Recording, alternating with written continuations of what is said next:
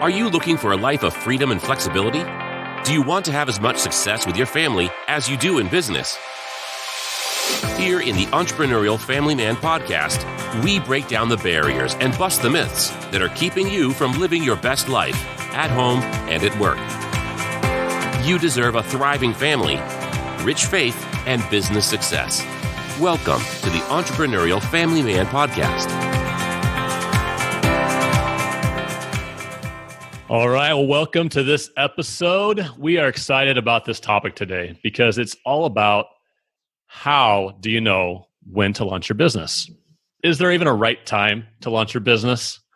I mean, there's so many personalities out there. There's risk tolerances, risk aversions. There's crisis in your personal life. There's opportunity in what you know and your abilities. And so we want to talk today about, are there things that we could do to really understand where you are and is this the right time to launch your business? We're going to talk about how your personality affects that, what your finances are. I mean, literally, do you need to talk about and address that first? Do you need to talk to your spouse and get them on board with this idea? There's going to be a lot of opportunities here to dive in. And so, it's three guys who have launched multiple businesses. We have some success, we have some failure, and we're ready to share it. Okay. So whether you are a ready, aim, fire kind of guy, or maybe you're like my friend Michael here, who was a bit more of a fire, ready, aim.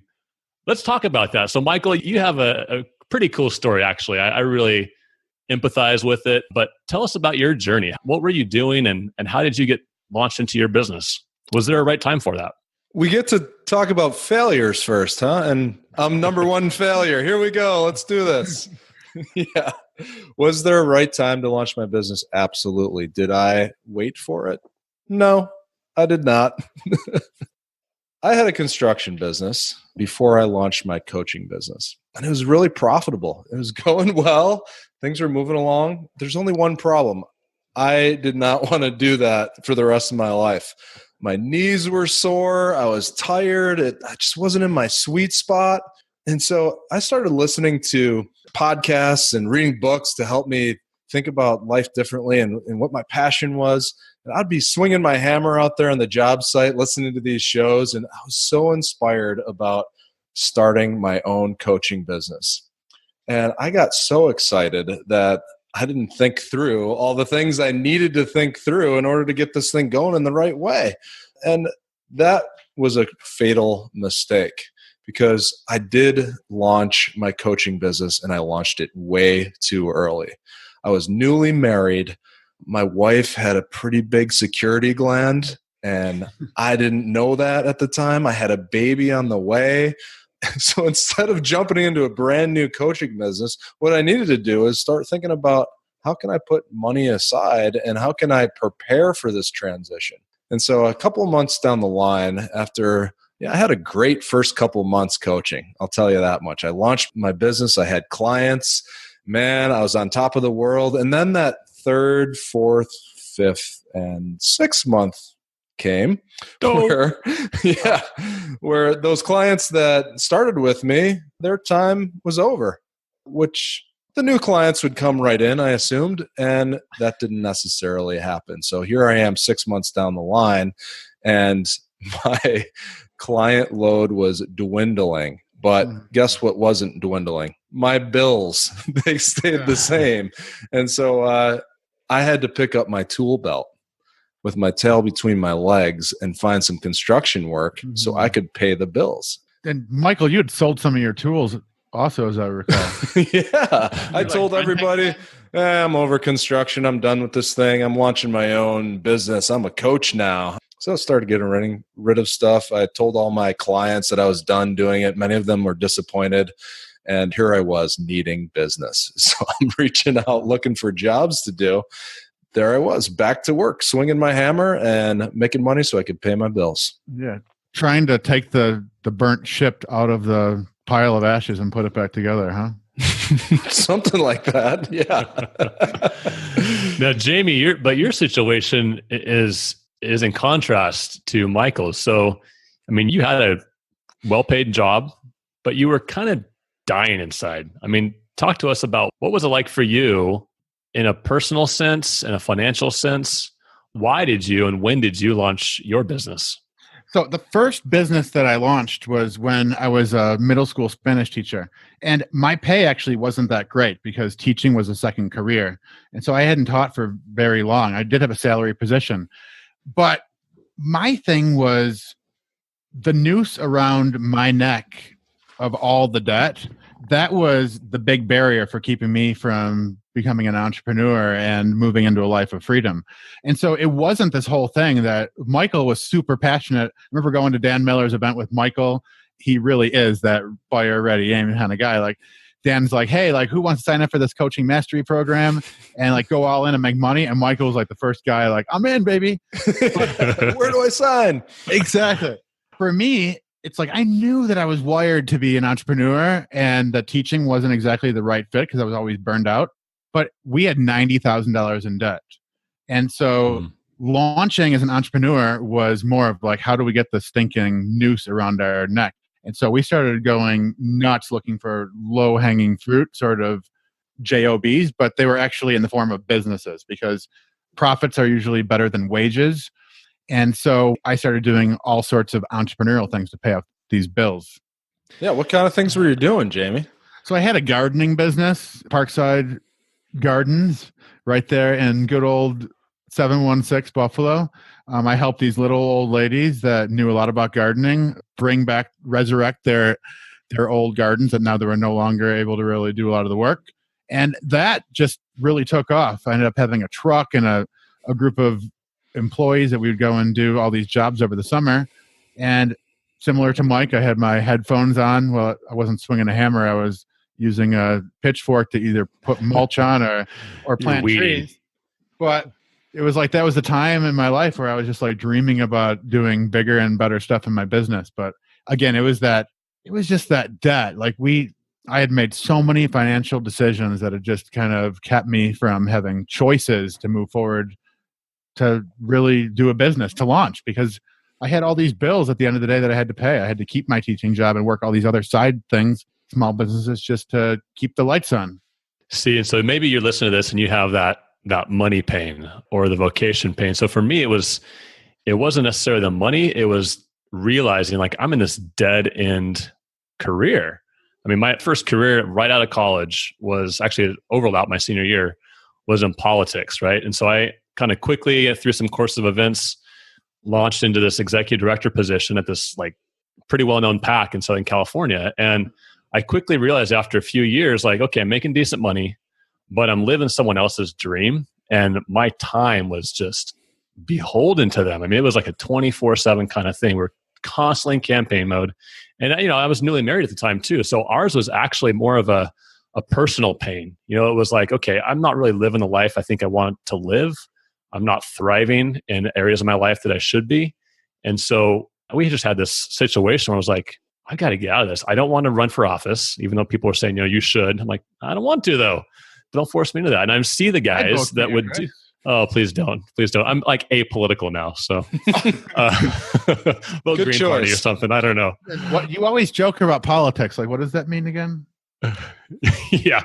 After I left politics, I actually found out what politics means. And so it's a Greek word, right? Two compound words, poly, meaning many, and ticks, meaning blood-sucking leeches. That's exactly what politics is filled with. So I was over it. So yeah, so I literally we had that, my wife and I had that kitchen table experience of like, all right, what do we need to do to get out of this? Because she was working for someone else too. She had some passions, and we just wanted to see more of each other. We wanted to do something and create something together. And so that's when we kind of launched into this idea phase, right? Of what is this going to look like?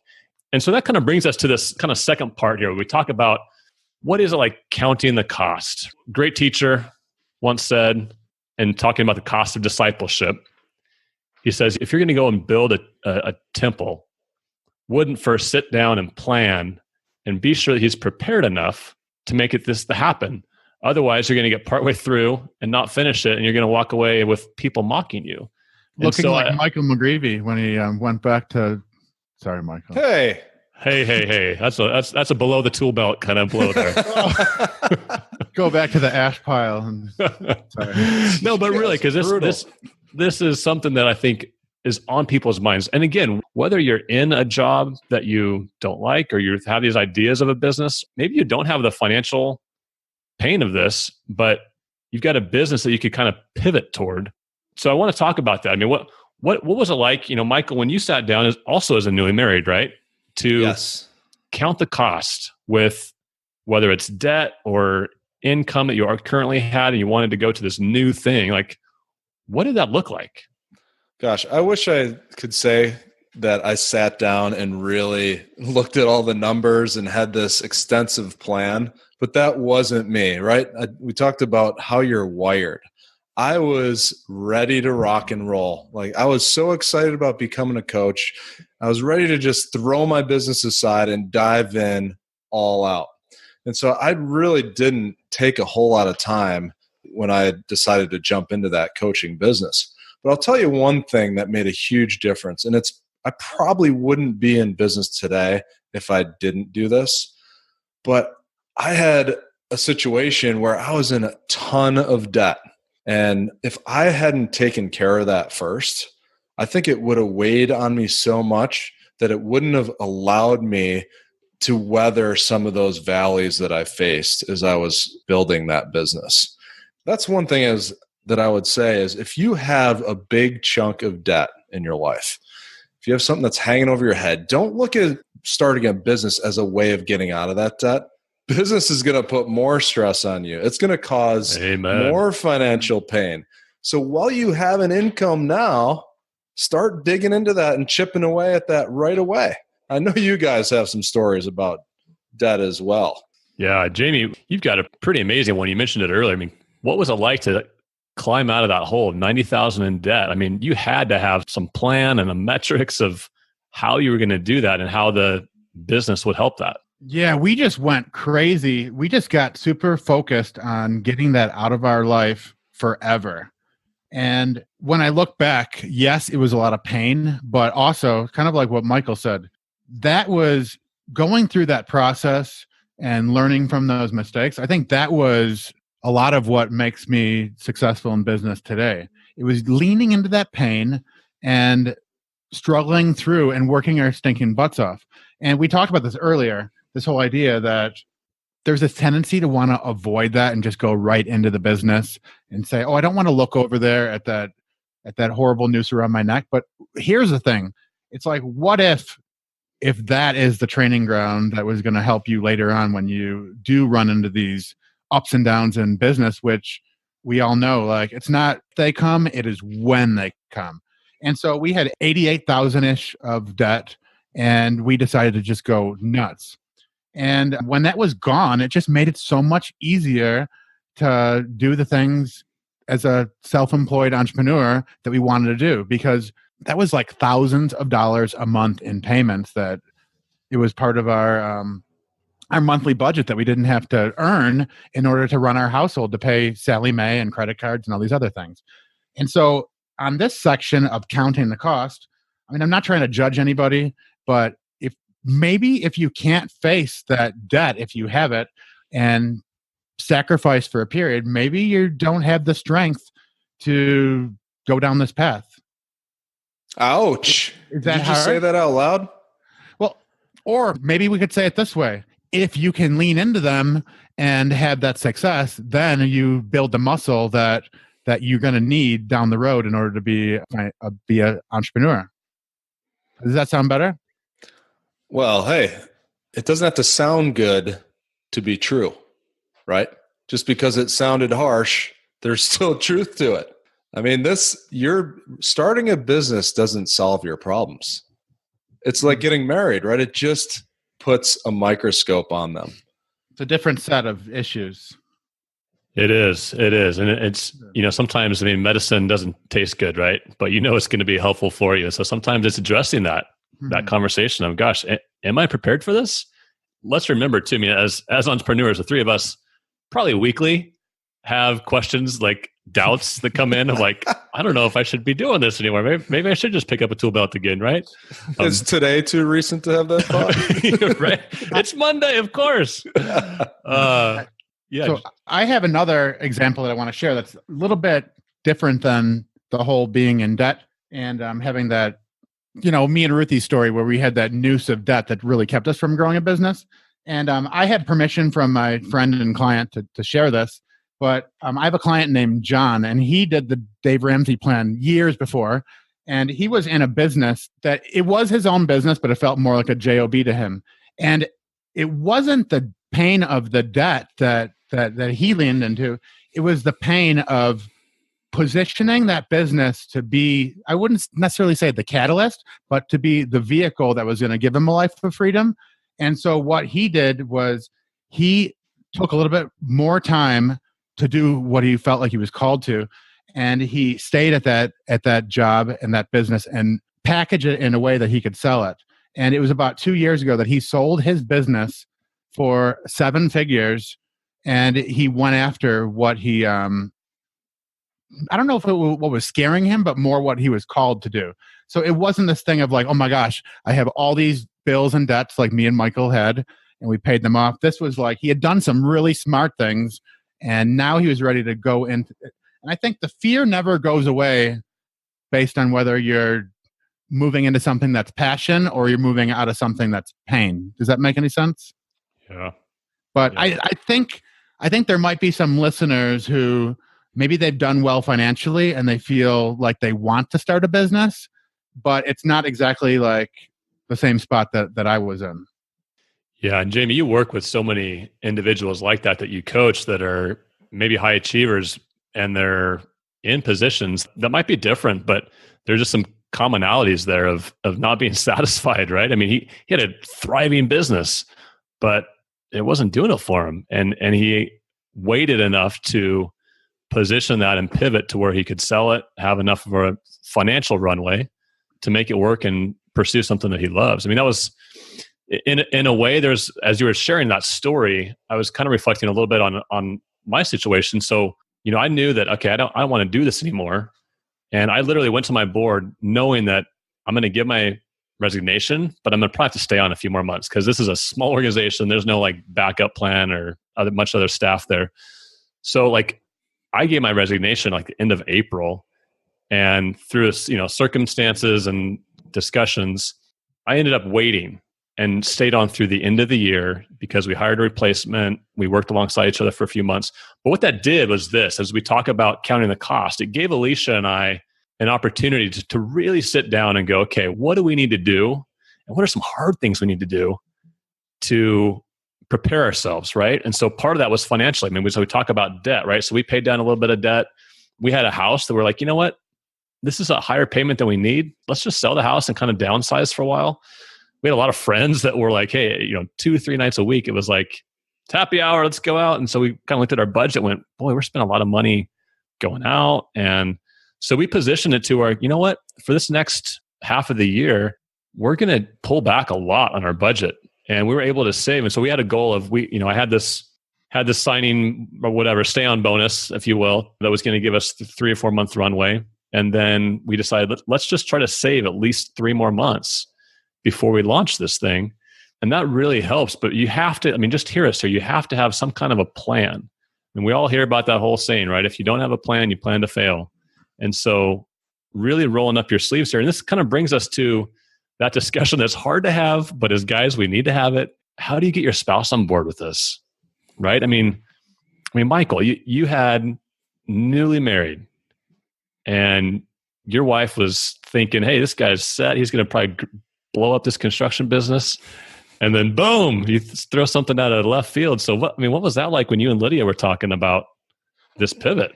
Oh man, I feel so bad for my wife because she really trusted me. She did. And she thought, well, I don't know what the deal is about this coaching thing. I don't know anyone who's a coach. It sounds like an honorable profession, but I have no idea how profitable it is or how this is going to go. I'm just going to trust Michael.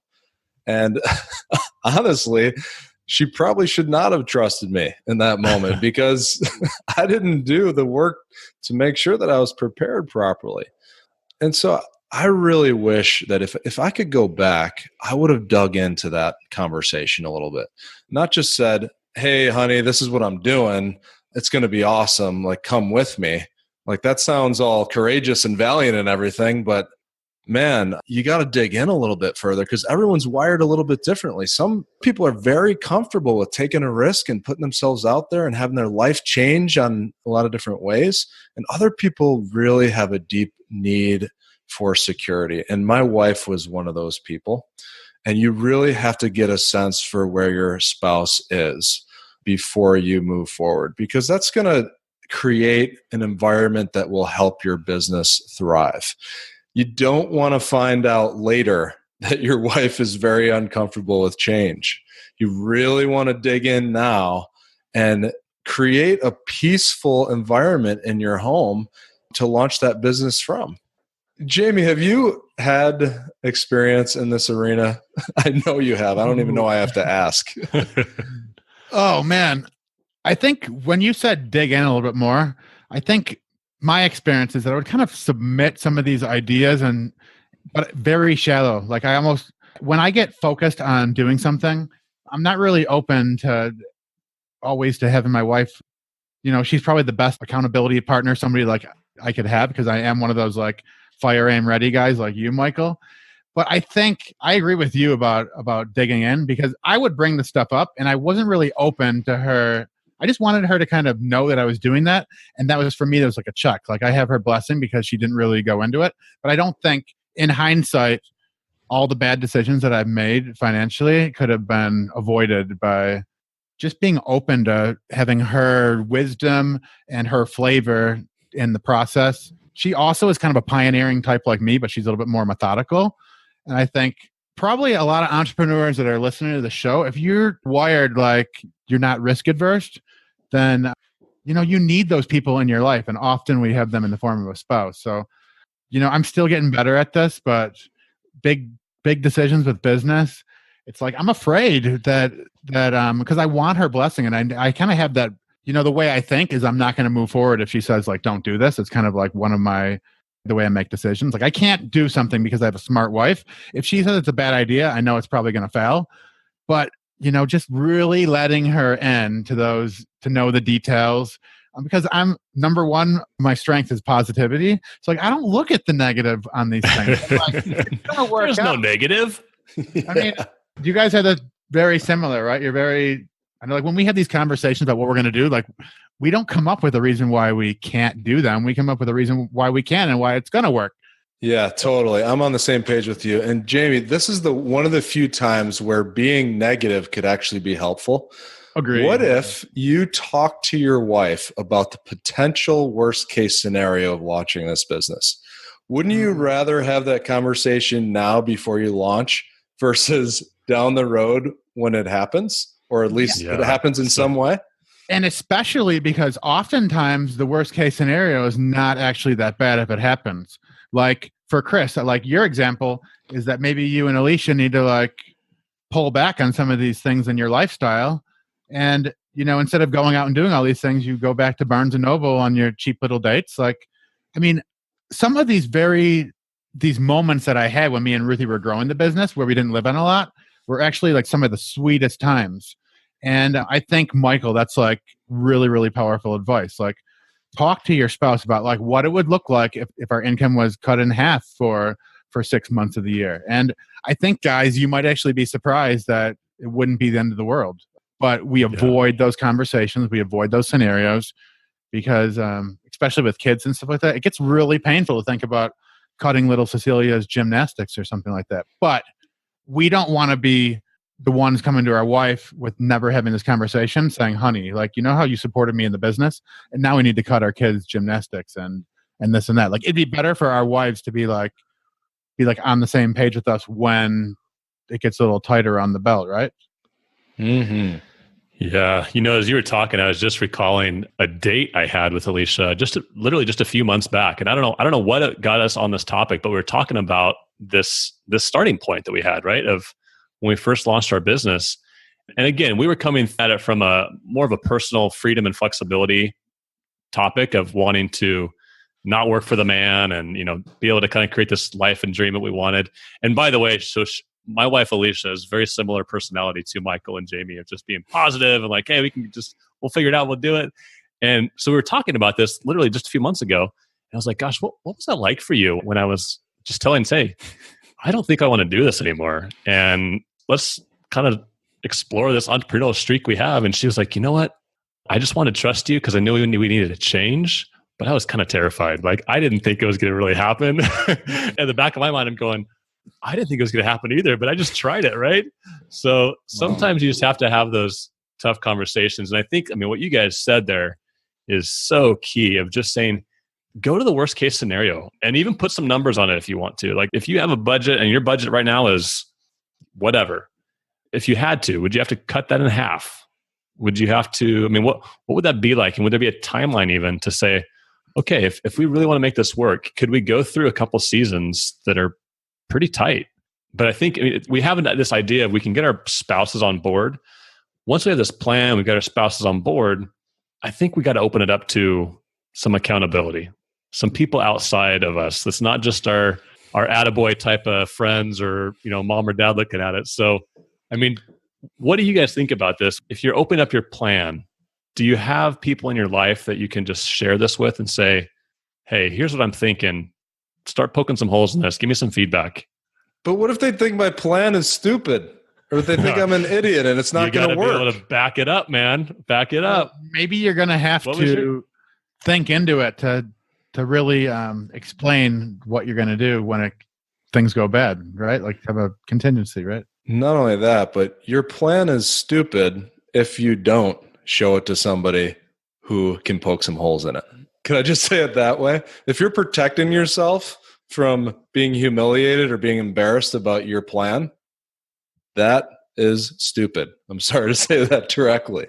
So, man, if I could go back and I could have shared that with somebody who is experienced in entrepreneurship, somebody who's been there before, has felt the peaks and the valleys of running a business, and they could have looked at my plan, they would have said, man, it's a pretty good plan, but you need some more work here to get ready for this.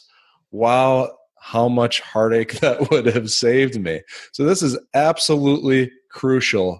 Open it up. Show somebody your numbers, somebody who's been there. Invite them in, get some perspective on it. Yeah. And this is where, I wish I had this, but I didn't at the time. But this is where a good quality coach can come into play, mentor, someone you look up to, whether it's a mastermind. Right now, a mastermind in my life has been a game changer for these kind of discussions. And so if you're not in a mastermind, you really need to seek that out. But for me, I had a couple guys on my board that were great business guys, great business leaders in the Southern California, multimillionaires. And I just really trusted them they sort of sheltered me under their wing a little bit during this season. And I went to them without really a plan necessarily, but just this idea, right? And they both told me almost the exact same advice within the same week. And they said, Chris, I don't care exactly what the business is or the numbers. You don't have to show me all that stuff. I don't need to see a pro forma, but you can make money really kind of three different ways, right? One's real estate, various forms of that. Another's maybe the markets. And I was actually talking to a hedge fund guy at the time to think about doing some development for him. But the other, and they said, this is where you lie. This is what we see in you, is you have the ability to find, create, and operate a business. And so that could be a coaching business, that could be any kind of business, but you have that personality that says you can create something. And I think we all have that as entrepreneurs. We all have that ability to see opportunity and create something out of it. But that's really all I had. I didn't have a plan or pro forma or anything. It was just like, here's my thoughts, guys. What do you think? But it was nice to have that. But I would say if you don't have a coach or a mastermind or mentors to really open up to, boy, you got to get that. Yeah. And another thing about having that support system is that you operate differently when things get a little bit tough. You just feel that support. I don't know about you guys, but before I had friends like you it just felt so lonely being an entrepreneur. You know, when you're a school teacher, you can go into the faculty lounge and you hear everybody complaining about the same problems and you're like, you get me. It's when you're an entrepreneur, it's like, first of all, like you spend the day working. It's not really like appropriate just to take all your stress and baggage and just slam it onto your spouse the whole time. And so, yeah, finding these mentors, hiring a coach, or being very strategic and to get around other people that are trying to go after the same thing as you, it's really can change everything. Totally agree. So, as we're talking about landing the plane here, this actually brings me to a key point and a good extra resource for this week. So, Michael, you are well-versed in coaching guys in these seasons of life, right? They're either at a crisis financially or personally, professionally, whatever that is, but truly exploring and identifying, like, what is it that I should do? Where should I go? What are some next steps I need to take? How can I introspectively look at maybe some skill sets that I have? Yeah, I get it. I think that's why I'm so passionate about it, is because I've been in that spot where I felt so lost and just without direction, without purpose, just not really knowing what to do next. Like, I've had so many ideas and potential directions that I could go in, but I felt that pain of, well, what's the right direction? And I just wish that I had somebody in my life to walk me through that, or to pull out my passions and to help me get a clear direction forward. And so I'm passionate about doing that for other men. That's awesome. Well, check it out, guys. We'll put that in the show notes. That'll be on our site too, but just reach out to Michael directly. Michael is a champion for other men in this space. And so I know that he can offer a lot of value to you. So, hey, it's been fun. Guys, this is a great conversation on a topic that I think is at heart for so many of us as entrepreneurs. So until next time, see ya. Thank you for listening to the Entrepreneurial Family Man podcast. For show notes, resources, and to connect with us, visit www.entrepreneurialfamilyman.com.